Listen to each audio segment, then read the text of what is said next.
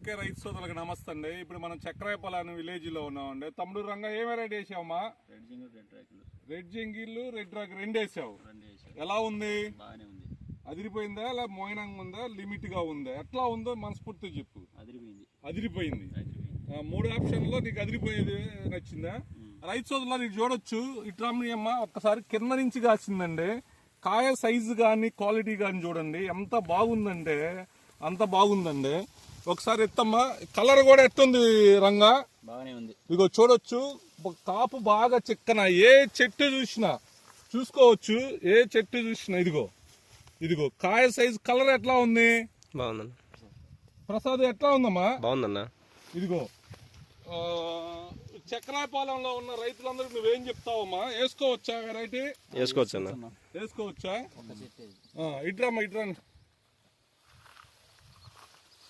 ఇదిగో ఇట్లా ఎర్రకాయ కనపడాలా. ఇదిగో ఈ తంత చూడండి ఒక్కసారి. ఇదిగో ఊపుతున్నా అంత గ్రీన్ కాయలో ఉంది. బీరు బాకుండా కాసిందండి. మళ్ళీ పైన పోతా పింద ఉంది.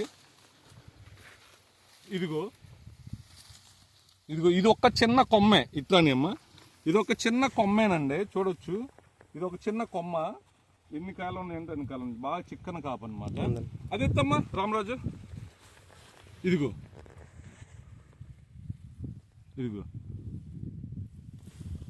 అట్లేపు. అయితే నీట్ గా ఉందన్న.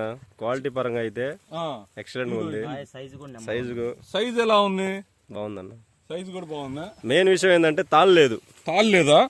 అదేగా మనకు కావాల్సింది. చూపి ఎట్లా ఉంది. చిక్కంగా అదిరిపోలా. ఇదిగో